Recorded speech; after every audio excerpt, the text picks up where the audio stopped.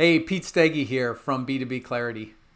I'm a member of a group called Voyager University, which is an independent professionals community here in Minneapolis. And one of the concepts of Voyager U that I just love is the customer journey funnel. And this is essentially, instead of the traditional sales funnel, where you use your customer's journey as your framework to organize your sales and marketing work and measure your results and prioritize your programs. I've had a lot of success using this as my rubric for my working with my customers on how marketing can help their business. I just wanted to share this concept with you. Hopefully you find value in it too. My definition of the funnel is this 7-stage process. On the far left, it starts with a target market, your demand that doesn't even know who you are, all the way to the far right where you have people that have fallen in love with what you do and have a relationship with you and are going out of their way to tell people about what you do and how valuable you are. So I want to describe each of these 7 steps briefly. On the far left, demand is your target market. And taking the time to really understand who exactly it is that loves what you do and values what you do and helps you. The rest of the journey then can be focused very sharply on that group of people. Awareness is the point where people in your target market learn who you are and what you do and how it might be valuable to them. Interest is for those people in that market that now know who you are, the percent of them that now are interested or want that value and reach out to you. They raise their hand or engage with you. Purchase is the stage where they go from interest to committing to you with a purchase usually, and starting that relationship in earnest. Satisfaction is what happens after purchase when they start using your product and experiencing working with your business. How is that experience? It's so important. First impressions, but also second and third impressions. Repeat purchase is yet another important step, and that is, are they buying just once from you? Some cases that's true, but often there's a recurring purchase opportunity. It could be annually, could be every week. And understanding that is so important, and that managing and optimizing that experience can totally increase the amount of revenue you get from a client, right? And then finally, advocacy. This is at some point in the relationship where they've had such a positive experience with your offer and with your team that they are now fans of you and your business and go out of their way to tell other people about what you do for them. So this is the way I define the customer journey. And, for me, the key important thing about this 7-stage view is that it doesn't stop at purchase. The sales funnel often is focused on how do I get a deal? How do I get a purchase? And it stops halfway here. I've seen several different businesses that thought their biggest need for marketing was to get more leads. And after understanding this journey for their customers and their business model, found that actually growing existing customers is a much more productive and fruitful opportunity for revenue growth.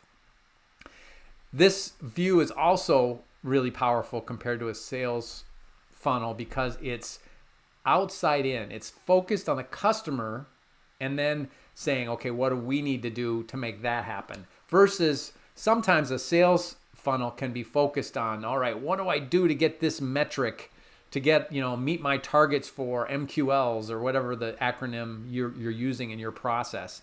And it's easy to forget to think about your inside stuff, inside baseball, instead of what's really driving success for you, and that's what the customer is experiencing.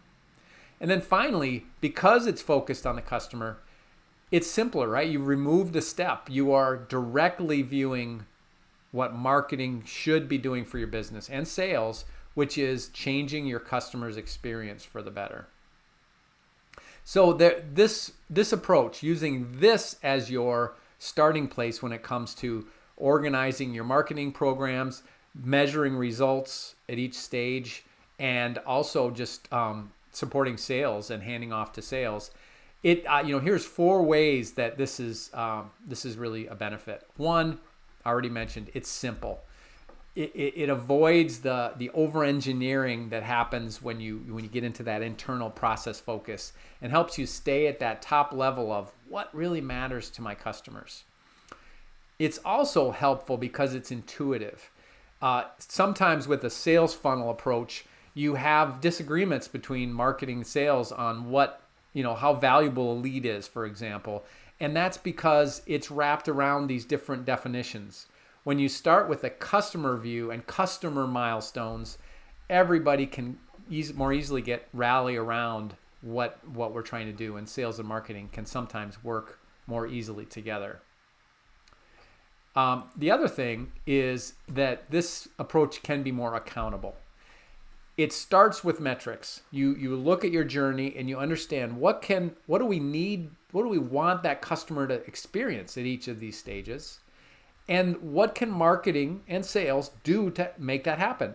So you're creating your programs based on the results you want, instead of starting with the marketing idea, right? And then trying to almost back into the metrics. It's focused on external results, and it also is accountable because it's not just marketing that makes this happen.